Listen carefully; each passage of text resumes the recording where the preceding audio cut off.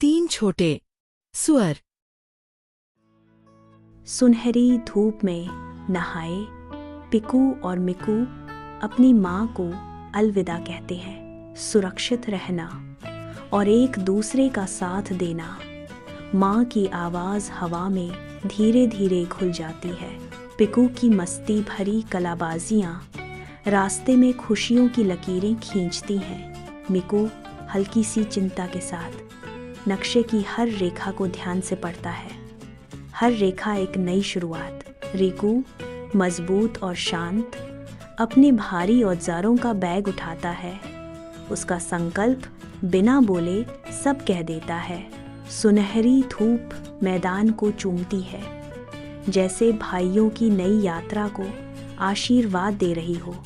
तेज धूप में पिकू का फूस का घर खड़ा है, मासूम उम्मीद का नाजुक सा निशान। पिकू हंसते हुए हवा में फूस उछालता है, अपने घर की कमजोरी से बिल्कुल अनजान। फूस का घर हवा में हल्का सा डोलता है, जैसे टूटने की चेतावनी दे रहा हो।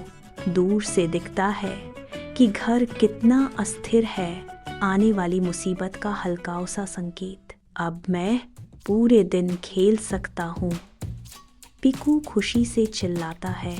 उसके चेहरे की मासूम खुशी उसके घर की कमजोरी से बिल्कुल उलट है।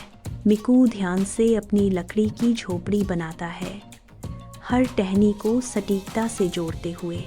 वह एक छोटा सा दरवाज़ा लगाता है, अपनी दुनिया का प्यारा सा प्रवेश द्वार।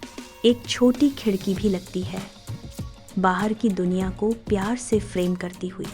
मिकू पीछे हटकर मुस्कुराता है। उसका घर मजबूत है, पर पूरी तरह सुरक्षित नहीं। तेज धूप में रिकू एक एक ईंट लगाता है। उसका ध्यान अटूट है। मिट्टी उछलती है, पसीना टपकता है। हर हरकत में उसका संकल्प झलकता है। ईंट दर ईंट एक मजबूत नींव खड़ी होती है। सूरज ढलते ढलते एक मजबूत ईंटों का घर तैयार खड़ा है। घर सुरक्षा की रोशनी बिखेरता है। ढलती शाम में उम्मीद का दीपक। जंगल के किनारे से बिग बैड वुल्फ निकलता है। उसकी आंखों में भूख चमकती है। वह धीरे धीरे पिकू के फूस के घर की ओर बढ़ता है। उसकी परछाई लंबी होती जाती है।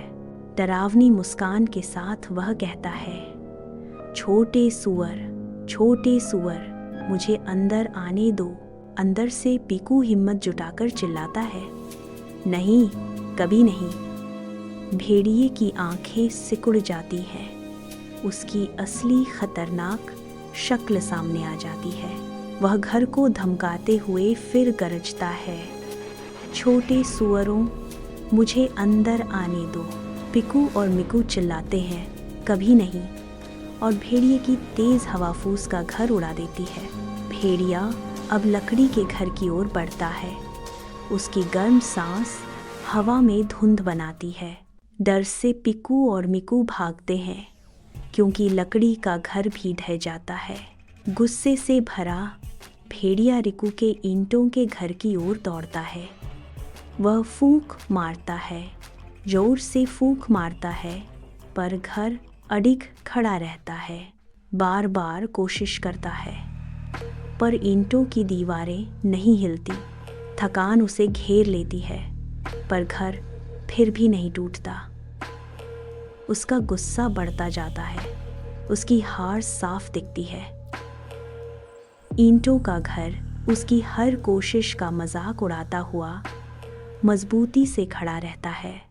रात के सन्नाटे में भेड़िया घर पर चढ़ता है।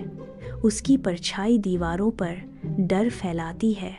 वह चिमनी से नीचे कूदता है, जीत की उम्मीद में। छपाक, वह सीधे रिकू के गर्म सूप में गिरता है और दर्द से चिल्ला उठता है। तीनों सुअर एक दूसरे को गले लगाते हैं। परिवार साथ हो तो कोई डर नहीं।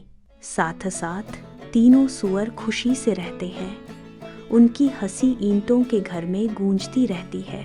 नैतिक, मेहनत समझदारी और मिलजुल कर रहने से हर मुश्किल आसान हो जाती है और जो दूसरों को डराता है वह खुद ही मुसीबत में फंस जाता है। बच्चों, कहानी अच्छी लगी हो तो डांट किड्स को लाइक करो, शेयर करो और हाँ, सब्सक्राइब करना मत भूलना। नई कहानियाँ, नए दोस्त, हर दिन सिर्फ डांट किड्स पर। फिर मिलेंगे एक नई मजेदार कहानी के साथ।